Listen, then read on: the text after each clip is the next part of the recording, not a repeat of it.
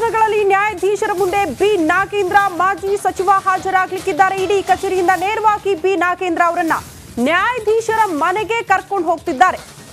ವಾಲ್ಮೀಕಿ ನಿಗಮದಲ್ಲಿ ಆಗಿರುವ ಕೋಟಿ ಕೋಟಿ ಅಕ್ರಮ ಹಣ ವರ್ಗಾವಣೆ ವಿಚಾರಕ್ಕೆ ಸಂಬಂಧಪಟ್ಟಂತೆಯೇ ನಿನ್ನೆಯೇ ಬಿ ನಾಗೇಂದ್ರ ಅವರನ್ನ ಇಡಿ ವಶಕ್ಕೆ ಪಡೆದುಕೊಂಡಿದೆ.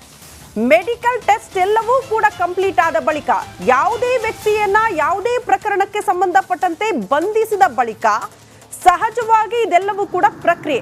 ಮೊದಲು ಮೆಡಿಕಲ್ ಟೆಸ್ಟ್ ಆಗುತ್ತೆ, ಆ ನಂತರ ನ್ಯಾಯಾಧೀಶರ ಮುಂದೆ ಹಾಜರುಪಡಿಸಲಾಗುತ್ತೆ. ಅದೇ ರೀತಿ ಈಗ ಮೆಡಿಕಲ್ ಟೆಸ್ಟ್ ಬಳಿಕ ನೇರವಾಗಿ ನ್ಯಾಯಾಧೀಶರ ನಿವಾಸದ ಕಡೆಗೆ ಬಿ ನಾಗೇಂದ್ರ ಮಾಜಿ ಸಚಿವ ಇಡಿ ಕಚೇರಿಯಿಂದ ಇಡಿ ಅಧಿಕಾರಿಗಳು ವಾಹನದಲ್ಲಿ ಕರ್ಕೊಂಡು ಹೋಗ್ತಾ ಇರುವಂತಹ ಎಕ್ಸ್ಕ್ಲೂಸಿವ್ ದೃಶ್ಯಗಳನ್ನ ರಿಪಬ್ಲಿಕ್ ನಿಮ್ಮ ಮುಂದೆ ಇಡ್ತಾ ಇದೆ. ಕೆಲವೇ ಕ್ಷಣಗಳಲ್ಲಿ ನ್ಯಾಯಾಧೀಶರ ಮುಂದೆ ಇಡಿ ಎಷ್ಟು ದಿನಗಳ ಕಾಲ ತಮ್ಮ ವಶಕ್ಕೆ ಕೇಳಬಹುದು ಅನ್ನೋದು ಪ್ರಶ್ನೆ. ಇಂಥ ಪ್ರಕರಣಗಳಲ್ಲಿ ಸಹಜವಾಗಿ 10 ದಿನ 14 ದಿನ ಅವರನ್ನ ಮತ್ತೆ ಕಸ್ಟಡಿಗೆ ನೀಡೋ ಸಾಧ್ಯತೆ ಇರುತ್ತೆ, ಇಡಿ ಕಸ್ಟಡಿಗೆ. ಕಾರಣ ಇದೇ ವಿಚಾರಕ್ಕೆ ಸಂಬಂಧಪಟ್ಟಂತೆ ಮತ್ತಷ್ಟು ವಿಚಾರಣೆಯ ಅಗತ್ಯ ಇದೆ ಅನ್ನುವಂಥ ವಿಚಾರವನ್ನ ಇಡಿ ಅಧಿಕಾರಿಗಳು ನ್ಯಾಯಾಧೀಶರ ಮುಂದೆ ಪ್ರಸ್ತಾಪ ಮಾಡಿದ ಬಳಿಕ ಎಷ್ಟು ದಿನ ಅವರನ್ನ ವಾಪಸ್ ತಮ್ಮ ವಶಕ್ಕೆ ಕೇಳ್ತಾರೆ ಅನ್ನೋದು ಪ್ರಶ್ನೆ. ಹಾಗಾಗಿ 10 ರಿಂದ 14 ದಿನ ಯೂಶಲಿ ಇಂಥ ಪ್ರಕರಣಗಳಲ್ಲಿ. ಸೊ ಬಹಳ ಕುತೂಹಲ ಇದೆ, ಬಿ ನಾಗೇಂದ್ರ ಅವರನ್ನ ಎಷ್ಟು ದಿನಗಳ ಕಾಲ ಇಡಿ ವಶಕ್ಕೆ ಕೊಡಬಹುದು ಅನ್ನೋದು. ಮತ್ತೊಂದು ಅಪ್ಡೇಟ್ ಲಭ್ಯವಾಗ್ತಾ ಇದೆ ಇದೇ ಸಂಬಂಧಪಟ್ಟಂತೆ. ಈ ಬಗ್ಗೆ ಮತ್ತಷ್ಟು ಡೀಟೇಲ್ಸ್ ಅನ್ನ ಕೊಡ್ತಾ ಹೋಗ್ತಾರೆ ನಮ್ಮ ಪ್ರತಿನಿಧಿ ಅಜಯ್ ದೂರವಾಣಿ ಸಂಪರ್ಕದಲ್ಲಿ. ಅಜಯ್, ಎಕ್ಸಾಕ್ಟ್ಲಿ ಈಗ ಸ್ಪಾಟ್ ಅಲ್ಲಿ ಏನ್ ಬೆಳವಣಿಗೆ ಆಗ್ತಾ ಇದೆ? ಶ್ರುತಿ, ಈಗಾಗ್ಲೇ ಏನು ಪ್ಯಾಲೇಸ್ ಗ್ರೌಂಡ್ಸ್ ಏನು ರೋಡ್ ಇದೆ, ಅಲ್ಲಿಂದ ಈಗಾಗ್ಲೇ ಯಲಾಂಚಕ್ಕೂ ಕೂಡ ಕರ್ಕೊಂಡು ಹೋಗೋಕೆ ಸಿದ್ಧತೆಯನ್ನ ಆಗ್ತಾ ಇರುವಂತದ್ದು. ಈಗಾಗ್ಲೇ ಆ ಜಡ್ಜ್ ಮನೆಗೂ ಕೂಡ ಏನು ನಾಗೇಂದ್ರ ಅವ್ರನ್ನ ಇಡಿ ಅಧಿಕಾರಿಗಳು ಎಸ್ಕಾರ್ಟ್ ಮುಖಾಂತರ ಅವರ ಮನೆಗೆ ಕರ್ಕೊಂಡೋಗಿ ನ್ಯಾಯಾಧೀಶ ಮನೆ ಮುಂದೆ ಹಾಜರುಪಡಿಸಿದ್ದಾರೆ. ಅಲ್ಲಿ ಹಾಜರುಪಡಿಸಿದ ನಂತರದಲ್ಲೂ ಕೂಡ ಒಂದು ಸರಿಸುಮಾರು 1 ಗಂಟೆಗಳ ಕಾಲ ಅಲ್ಲೂ ಕೂಡ ಆಗುತ್ತೆ. ಯಾಕಂದ್ರೆ ಅಲ್ಲೂ ಕೂಡ ಇವರು ಕೊಡುವಂತ ರಿಮೈಂಡ್ ಅರ್ಜಿ ಏನಿರುತ್ತೆ ಅದನ್ನು ಕೂಡ ಜಡ್ಜ್ ಆಲಿಸ್ತಾರೆ. ಯಾವುದೇ ರೀತಿಯಾಗಿ ರಿಮೈಂಡ್ ಅರ್ಜಿನ ಇವ್ರು ಮಾಡಿದ್ದಾರೆ, ಅದಕ್ಕೆ ಪೂರಕವಾದಂತಹ ದಾಖಲೆಗಳಿದೆಯಾ, ಇವೆಲ್ಲವನ್ನು ಕೂಡ ಜಡ್ಜ್ ಅಲ್ಲಿ ಕೂಡ ಪ್ರಶ್ನೆಯನ್ನ ಮಾಡ್ತಾರೆ. ಆ ನಂತರವೇ ಅವರಿಗೆ ಏನು ಕಸ್ಟಡಿಗೆ ಕೊಡ್ಬೇಕಾ ಬೇಡವಾ ಅನ್ನೋದು ಕೂಡ ನಿರ್ಧಾರ ಮಾಡ್ತಾರೆ. ಅಜಯ್, ಈಗ ಕಸ್ಟಡಿಗೆ ಕೇಳೋ ನಿಟ್ಟಿನಲ್ಲಿ ರಿಮೈಂಡ್ ಅರ್ಜಿ ಸಲ್ಲಿಕೆ ಆಗುವುದಲ್ವಾ ಇವತ್ತು ನ್ಯಾಯಾಧೀಶರ ಮುಂದೆ? ಖಂಡಿತವಾಗ್ಲೂ ಹೌದು. ಯಾಕಂದ್ರೆ ರಿಮೈಂಡ್ ಅರ್ಜಿ ಇಲ್ದಲೆ ಯಾರು ಕೂಡ ಜಡ್ಜ್ ಮುಂದೆ ಹೋಗೋದಕ್ಕೆ ಸಾಧ್ಯನೇ ಇಲ್ಲ. ಯಾಕಂದ್ರೆ ಅದರಲ್ಲಿ ರಿಮೈಂಡ್ ಅರ್ಜಿಯಲ್ಲಿ ಬಹುತೇಕವಾಗಿ ಎಲ್ಲಾ ವಿಚಾರಗಳನ್ನು ಕೂಡ ಇಲ್ಲಿ ಮೆನ್ಷನ್ ಮಾಡಿರ್ತಾರೆ. ಇವರ ಹಗರಣದಾಗಿರ್ಬೋದು, ಮತ್ತೆ ಇವರ ಲೂಪ್ ಹೋಲ್ಸ್ ಏನೇನೋ ಇವ್ರು ಮಾಡಿದ್ದಾರೆ, ಇವ್ರು ಎಷ್ಟೆಷ್ಟು ಇಲ್ಲಿ ಅವ್ಯವಹಾರ ಮಾಡಿದ್ದಾರೆ, ಇವೆಲ್ಲವನ್ನು ಕೂಡ ಈಗಾಗ್ಲೇ ಏನೋ ವಿಚಾರಗಳನ್ನ ಈಗ ಅಲ್ಲಿ ನ್ಯಾಯಾಧೀಶರ ಮುಂದೆ ಹೇಳ್ಬೇಕಾಗತ್ತೆ. ಸೊ ಹೀಗಾಗಿ ಈ ಒಂದು ನಿಟ್ಟಿನಲ್ಲಿ ಎಲ್ಲ ರಿಮೈಂಡ್ ಅರ್ಜಿಯನ್ನು ಈಗಾಗಲೇ ಸಿದ್ಧತೆಗಳನ್ನು ಕೂಡ ಮಾಡ್ಕೊಂಡಾಗಿರುವಂತದ್ದು. ಈಗಾಗಲೇ ಯಲಾಂಕದಲ್ಲಿರುವಂತಹ ನ್ಯಾಯಾಧೀಶ ಮನೆಯಲ್ಲೂ ಕೂಡ, ಅಂದ್ರೆ ಇಲ್ಲಿ ದದ್ದಾಲ್ ಅವರ ಮನೆ ಏನಿದೆ, ಆ ದದ್ದಾಲ್ ಅವರ ಮನೆ ಪಕ್ಕದಲ್ಲೇ ನ್ಯಾಯಾಧೀಶ ಮನೆ ಕೂಡ ಇರುವಂತದ್ದು. ಸೊ ಹೀಗಾಗಿ ಅವರ ಮನೆಗೆ ಕರ್ಕೊಂಡು ಹೋಗಿ ಅಲ್ಲಿ ಏನೋ ಇವತ್ತು ಸೆಕೆಂಡ್ ಸ್ಯಾಟರ್ಡೆ ಆಗಿರೋದ್ರಿಂದಾಗಿ ಕೂಡ ಹೌದು, ಅಲ್ಲಿ ಕರ್ಕೊಂಡೋಗಿ ಈಗ ವಶಕ್ಕೆ ಕೇಳುವಂತ ಎಲ್ಲಾ ಸಾಧ್ಯತೆಗಳು ಕೂಡ ಹೆಚ್ಚಾಗಿದೆ.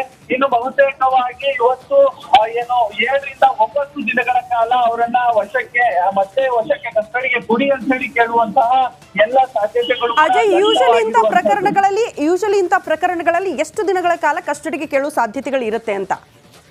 ಶ್ರುತಿ, ಯಾವುದೇ ಆರೋಪಿಗಳಾಗಿರ್ಬೋದು ಕರ್ಕೊಂಡು ಹೋದಂತ ಸಂದರ್ಭದಲ್ಲಿ ಜಾಸ್ತಿ ದಿನನೇ ಇಲ್ಲಿ ನ್ಯಾಯಾಧೀಶರ ಮುಂದೆ ಅಲ್ಲಿ ಅವರು ರಿಕ್ವೆಸ್ಟ್ ಅನ್ನ ಮಾಡ್ತಾರೆ. ಸ್ವಾಮಿ, ನಮಗೆ ಒಂದು 9 ರಿಂದ 12 ದಿನ ಕೊಡಿ, 11 ರಿಂದ 14 ದಿನ ಕೊಡಿ ಅಂತ ಹೇಳಿ. ಅದೇ ನ್ಯಾಯಾಧೀಶರು ಅದಕ್ಕೆ ಅಂದ್ರೆ ಅವರು ಒಂದು ಮನವರಿಕೆಯ ಮೇಲೆ ಒಂದು 7 ರಿಂದ 8 ದಿನ ಇಲ್ಲ 6 ರಿಂದ 5 ದಿನ ಈ ರೀತಿಯಾಗಿ ಕೊಡುವಂತ ಸಾಧ್ಯತೆಗಳಿರುತ್ತೆ. ಇವತ್ತು ಕೂಡ ಅಷ್ಟೇ ಒಂದು 7 ರಿಂದ 8 ದಿನ ಕೇಳುವಂತ ಎಲ್ಲಾ ಸಾಧ್ಯತೆಗಳು ಕೂಡ ಇರುತ್ತೆ. ಆದ್ರೆ ಆ ಜಡ್ಜ್ ಒಂದು 5 ರಿಂದ 6 ದಿನ ಕೊಡುವಂತ ಎಲ್ಲಾ ಸಾಧ್ಯತೆ ಇರುತ್ತೆ. ಆನಂತರ ಮತ್ತೆ ಕಸ್ಟಡಿಗೆ ತಗೊಂತಾರೆ, ಆನಂತರ ಹಾಜರು ಮಾಡ್ಬೇಕು, ಮತ್ತೆ ಬೇರೆ ಬೇರೆ ಕಡೆ ಇಲ್ಲಿ ಇಲ್ಲಿಗಲ್ ಆಗಿದೆ ಅಲ್ಲೆಲ್ಲ ಹೋಗ್ಬೇಕಾಗತ್ತೆ. ಇನ್ನಷ್ಟು ದಿನ ಟೈಮ್ ಬೇಕು ಅಂತ ಹೇಳಿ ಮತ್ತೆ ಏನು ಕಸ್ಟಡಿಗೆ ತಗೊಳ್ಳುವಂತ ಎಲ್ಲಾ ಸಾಧ್ಯತೆಗಳು ಕೂಡ ಇರುತ್ತೆ. ಒಟ್ಟಲ್ಲಿ ಇಂತಹ ಪ್ರಕರಣದಲ್ಲಿ ಬರೋಬ್ಬರಿ ಒಂದು 14 ದಿನಗಳ ಕಾಲ ಕಸ್ಟಡಿಗೆ ತಗೊಳ್ಳುವಂತ ಎಲ್ಲಾ ಸಾಧ್ಯತೆಗಳು ಕೂಡ ಹೆಚ್ಚಿರುತ್ತೆ. ಅದು ಮುಂದಿನ ದಿನಗಳಲ್ಲಿ ತನಿಖೆಯ ಆಧಾರದ ಮೇಲೆ ಹೋಗತ್ತೆ. ಸೊ ಹೀಗಾಗಿ ಇವತ್ತು ಕೂಡ ಒಂದು 7 ರಿಂದ 8 ದಿನ ಕೇಳುವಂತ ಸಾಧ್ಯತೆಗಳು ಕೂಡ ದಟ್ಟವಾಗಿರುತ್ತೆ. ಈ ಒಂದು ಪ್ರಕರಣದಲ್ಲಿ ಇವತ್ತು ಈ ರೀತಿಯಾದಂತಹ ಏನು ಸಿಚುವೇಶನ್ಗೆ ಇಲ್ಲಿ ಕಾರಣ ಅಂತಂದ್ರೆ ಇಲ್ಲಿ ನಾಗೇಂದ್ರ ಅವರ ಪಿ ಎ ಹರೀಶ್ ಏನಿದ್ದಾರೆ ಅವರು ಕೊಟ್ಟಿರುವಂತಹ ಹೇಳಿಕೆಯಲ್ಲಿ ಬಹುಮುಖ್ಯವಾಗಿ ಇವತ್ತು ನಾಗೇಂದ್ರ ಅವನ್ನ ಬಂಧನ ಮಾಡೋದಕ್ಕೆ ಸಾಧ್ಯ ಆಗಿದೆ ಅಂತ ಹೇಳಿ ಇಲ್ಲಿ ಇಡಿ ಮೂಲಗಳು ಕೂಡ ಹೇಳ್ತಾ ಇರುವಂತದ್ದು. ಯಾಕಂದ್ರೆ ಅವರು ಕಮಿಷನ್ ಹಣವನ್ನ ಪಡೆಯೋದಕ್ಕೆ ಹೇಳಿದ್ರು, ಹೀಗಾಗಿ ನಾನು ಹಣವನ್ನ ಪಡೆದಿದ್ದೆ ಅನ್ನೋ ಒಂದು ಬಿಗ್ ಸ್ಟೇಟ್ಮೆಂಟ್ ಅನ್ನು ಕೂಡ ಇಲ್ಲಿ ಹರೀಶ್ ಅವರು ಹೇಳಿರ್ತಾರೆ. ಸೊ ಹೀಗಾಗಿ ಕಮಿಷನ್ ಹಣ ಅಂತಂದೇನೆ ಅಲ್ಲಿ ಅವ್ಯವಹಾರವಾಗಿ ಆಗಿದೆ ಅಂತ ಹೇಳಿ. ಸೊ ಹೀಗಾಗಿ ಇಲ್ಲಿ ನಾಗೇಂದ್ರ ಅವರಿಗೆ ಇಲ್ಲಿ ಓಡಾಗಿರುವಂತದ್ದೇ ಅವರು ಹರೀಶ್ ಕೊಟ್ಟಿರುವಂತಹ ಒಂದು ಹೇಳಿಕೆ ಅಂತಾನು ಕೂಡ ಈಗಾಗಲೇ ಹೇಳಲಾಗ್ತಿರುವಂತದ್ದು ಶ್ರುತಿ. ಓಕೆ ಅಜಯ್, ಈಗ ಮೊದಲ ಪ್ರಶ್ನೆ ಇದ್ದಿದ್ದಿದೆ, ಇವ್ರ ಮನೆ ಜಾಲಾಡ್ದಾಗ ಇಡಿ ಅಧಿಕಾರಿಗಳು ಏನ್ ದಾಖಲಾತಿಗಳು ಸಿಗಬಹುದಪ್ಪ ಅಂತ. ಯಾಕಂದ್ರೆ ಅಕ್ರಮ ಖಾತೆ ಆಗುತ್ತೆ, ಎಲ್ಲವೂ ಕೂಡ ಆನ್ಲೈನ್ ಟ್ರಾನ್ಸಾಕ್ಷನ್ಸ್ ಇರುತ್ತೆ.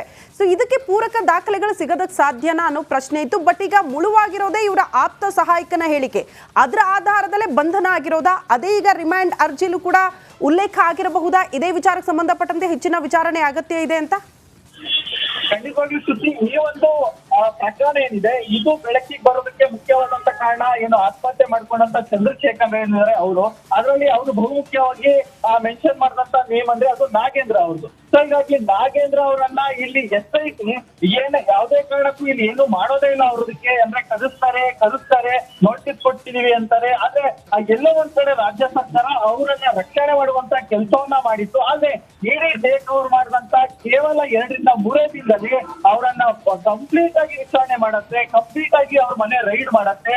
ಆ ನಂತರ ನಿನ್ನೆ ಕಂಪ್ಲೀಟ್ ಆಗಿ ಅವರನ್ನ ಬೆಳಗ್ಗೆಯಿಂದ ರಾತ್ರಿವರೆಗೂ ಕೂಡ ವಿಚಾರಣೆಯನ್ನ ಮಾಡತ್ತೆ. ರಾತ್ರಿ 12 ಗಂಟೆ ನಂತರ ಅವರನ್ನ ಮೆಡಿಕಲ್ ಮಾಡಿಸ್ತಾರೆ. ಸೊ ಹೀಗಾಗಿ ಇವೆಲ್ಲವೂ ಕೂಡ ಆ ಮೊನ್ನೆ ಮನೆಯಲ್ಲಿ ರೈಡ್ ಮಾಡುವಂತ ಸಂದರ್ಭದಲ್ಲೂ ಕೂಡ ಸಾಕಷ್ಟು ದಾಖಲಾತಿಗಳು ಕೂಡ ಅವರಿಗೆ ಸಿಕ್ಕಿದೆ. ಆದ್ರೆ ಅದು ಯಾವ್ದನ್ನು ಕೂಡ ಅವರು ಬಿಟ್ಕೊಡಕ್ಕೆ ಹೋಗೋದಿಲ್ಲ. ಸೊ ಹೀಗಾಗಿ ಅವ್ರಿಗೆ ಸಿಕ್ಕುವಂತ ದಾಖಲಾತಿಗಳ ಆಧಾರದ ಮೇಲೆನೆ ಇಲ್ಲಿ ಅರೆಸ್ಟ್ ಮಾಡಲಾಗುತ್ತೆ. ಅಂದ್ರೆ ಈ ನಾಗೇಂದ್ರ ಅಂತಲ್ಲ, ಯಾವುದೇ ಒಬ್ಬ ಆರೋಪಿ ಆಗಿರ್ಬೋದು, ಎಂತಹ ಪ್ರಕರಣ ಆಗಿರ್ಬೋದು, ಅಲ್ಲಿ ಆತನನ್ನ ಅರೆಸ್ಟ್ ಮಾಡ್ತಾರೆ ಅಂದ್ರೆ ಅಲ್ಲಿ ಬಲವಾದಂತ ಸಾಕ್ಷಿ ಇರಲೇಬೇಕಾಗತ್ತೆ. ಹಾಗಾಗಿ ಅದರಲ್ಲೂ ಕೂಡ ಸಾಕಷ್ಟು ಸಾಕ್ಷಿಗಳು ಕೂಡ ಅವರಿಗೆ ಸಿಕ್ಕಿದೆ. ಇದರ ಜೊತೆಗೆ ಚಂದ್ರಶೇಖರ್ ಏನ್ ಡೆತ್ ನೋಟ್ ಏನಿದೆ ಅದು ಕೂಡ ಒಂದು ಕಾರಣ ಆಗಿರ್ಬೋದು, ಅಥವಾ ಹರೀಶ್ ನೀಡಿರುವಂತದ್ದು ಒಂದು ಕಾರಣ ಆಗಿರ್ಬೋದು. ಮತ್ತೆ ಇವರು ಯಾವಾಗ್ಲೂ ಕೂಡ ನಿಗಮಕ್ಕೆ ಹೋಗಿ ಪ್ರಭಾವವನ್ನ ಬಳಸಿ, ಅಂದ್ರೆ ಅವರು ಆ ಸಂದರ್ಭದಲ್ಲಿ ಮಿನಿಸ್ಟರ್ ಆಗಿರ್ತಾರೆ. ಸೊ ಹೀಗಾಗಿ ಆ ಒಂದು ಪ್ರಭಾವವನ್ನ ಬಳಸಿ ಆ ಒಂದು ಅಲ್ಲಿದ್ದಂತಹ ಅಧಿಕಾರಿಗಳ ಹತ್ರ ಸೈನ್ ಮಾಡಿಸೋದಾಗಿರ್ಬೋದು, ಇನ್ನಿತರ ಕೆಲಸಗಳನ್ನ ಮಾಡಿಸ್ಕೊಂತ ಇರೋ ವಿಚಾರಗಳು ಕೂಡ ಗೊತ್ತಾಗಿರುವಂತದ್ದು. ಸೊ ಹೀಗಾಗಿ ಹಾಗೆ ಸಂಪರ್ಕದಲ್ಲಿರಿ, ವಾಪಸ್ ಬರ್ತೀನಿ ಮತ್ತಷ್ಟು ಮಾಹಿತಿನ. ನಮಸ್ಕಾರ, ಕರ್ನಾಟಕ ಪ್ರೈಮ್ ಟೈಮ್ಗೆ ಸ್ವಾಗತ. ನಾನು ಜಯಪ್ರಕಾಶ್ ಶೆಟ್ಟಿ. ಇಡೀ ಕರ್ನಾಡು ಇವತ್ತು ರೆಬೆಲ್ ಆಗಿ ನಿಂತಿದೆ.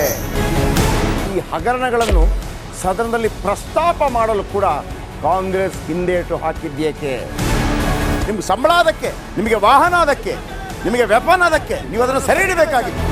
ನೀವು ವಿದ್ಯುತ್ ಬರ ಇದೆ ಅಂತ ಹೇಳ್ತಾ ಇದ್ದೀರಿ, ಎಲ್ಲಿ ಬರ ಇದೆ ನೀವು ಹೇಳಬೇಕು.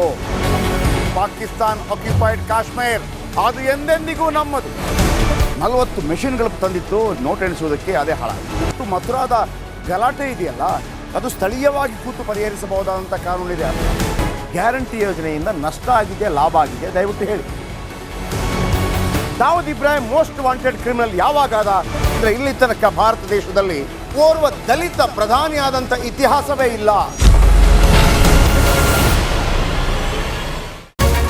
ರಿಪಬ್ಲಿಕ್ ವರ್ಲ್ಡ್ ಆಪ್ ಇದು ಕೇವಲ ಅಪ್ಲಿಕೇಶನ್ ಅಲ್ಲ, ಸಮಗ್ರ ಸುದ್ದಿಗಳ ಸಂಪರ್ಕ ಮಾರ್ಗಕ್ಕೆ ಕ್ರಾಂತಿಕಾರಿ ಬದಲಾವಣೆ. ರಿಪಬ್ಲಿಕ್ ವರ್ಲ್ಡ್ ಆಪ್ ಕೇವಲ ಸುದ್ದಿ ಅಪ್ಲಿಕೇಶನ್ ಅನ್ನ ಪರಿಚಯ ಮಾಡ್ತಾ ಇಲ್ಲ, ಬದಲಾಗಿ ಡಿಜಿಟಲ್ ಸುದ್ದಿ ಬಳಕೆಯ ಹೊಸ ಯುಗಕ್ಕೆ ನಾಂದಿ ಹಾಡ್ತಾ ಇದೆ. ಇದೊಂದು ಬ್ರೇಕಿಂಗ್ ನ್ಯೂಸ್, ಪ್ರಭಾವಶಾಲಿ ಕಾರ್ಯಕ್ರಮಗಳಿಗೆ ಗಟ್ಟಿಯಾದ ವೇದಿಕೆ. ರಿಪಬ್ಲಿಕ್ ವರ್ಲ್ಡ್ ಅಪ್ಲಿಕೇಶನ್ ಈಗ ಲೈವ್ ಆಗಿದೆ. ಗೂಗಲ್ ಪ್ಲೇ ಸ್ಟೋರ್ ಮತ್ತು ಆಪಲ್ ಆಪ್ ಸ್ಟೋರ್ ಎರಡರಲ್ಲೂ ಲಭ್ಯವಿದೆ. ಈಗಲೇ ಡೌನ್ಲೋಡ್ ಮಾಡಿ.